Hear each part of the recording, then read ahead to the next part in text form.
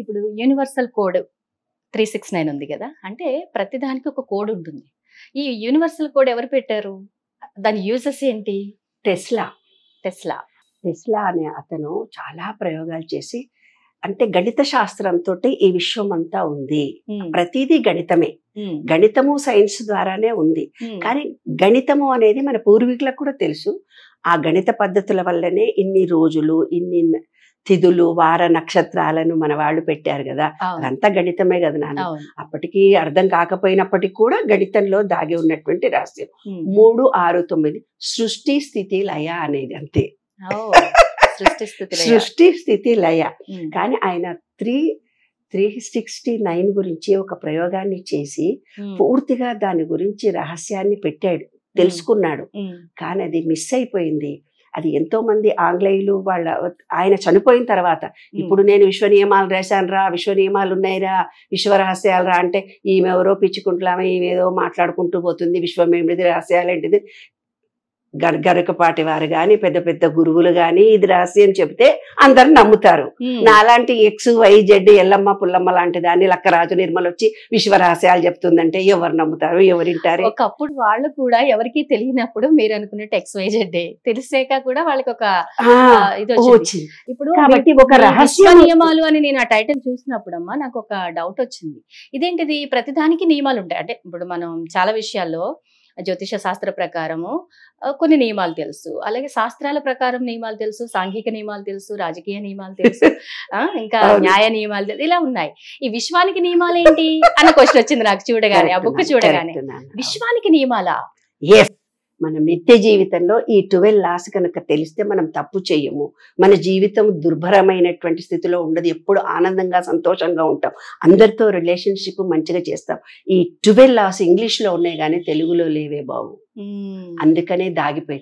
అలాగే టెస్లా కూడా 3, 6, 9 మీద చాలా ప్రయోగాలు చేసి ఆయన చాలా బాగా, అంటే ఏదైనా కోరిక తీరాలంటే ఉదయం 3 సార్లు రాయమని, ఇప్పుడు ఏదో ఆ టెక్నిక్లు ఇలా ఉపయోగిస్తున్నారు, అది నిజమైతే అయి ఉండొచ్చు. ఒక నమ్మకము విశ్వాసంతో చేస్తే అది కూడా సక్సెస్ కావచ్చు.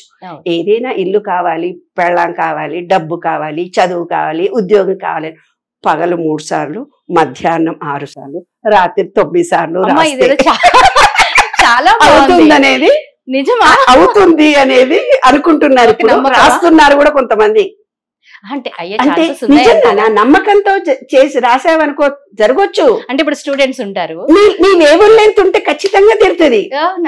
మీలో వేవ్ లెంత్ ఉండి మీరు కోరుకుంటే ఖచ్చితంగా. ఇప్పుడు అమ్మాయిలు ఉన్నారు, ఆ అబ్బాయితో పెళ్లి అవ్వాలని రాసుకుంటే పేరెంట్ అవుతుంది, ఖచ్చితంగా ఉన్నారు, ఈ అమ్మాయే కావాలి, ఖచ్చితంగా అవుతుంది. నేను అదే చెప్పుతున్నాను.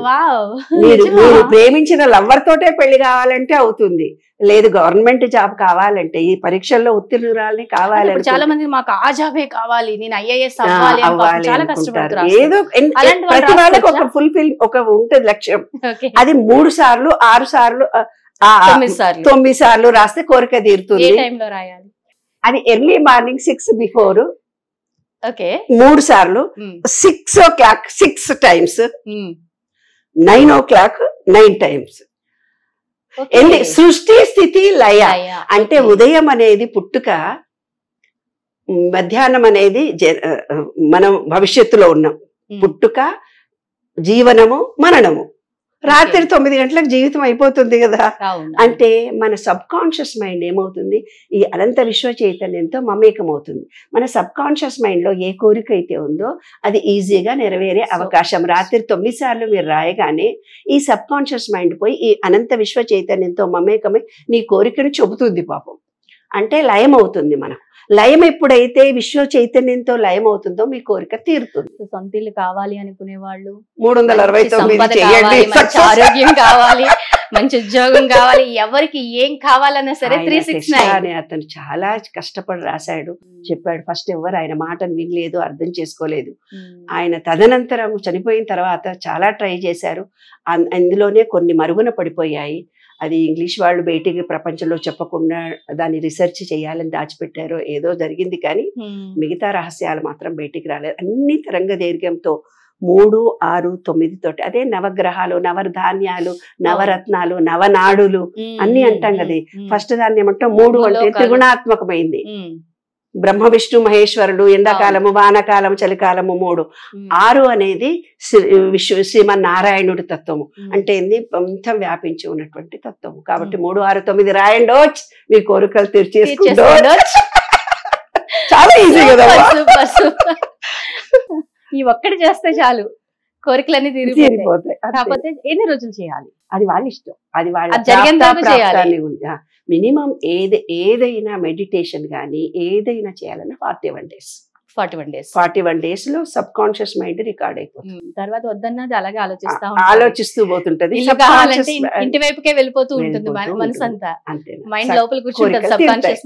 సూపర్ అమ్మ, సూపర్, చాలా మంచి టెక్నిక్ ఇది. మన వ్యూవర్స్ అందరికీ యూజ్ అయ్యే టెక్నిక్. చాలా థ్యాంక్స్ అండి, చాలా మంచి విషయం చెప్పారు.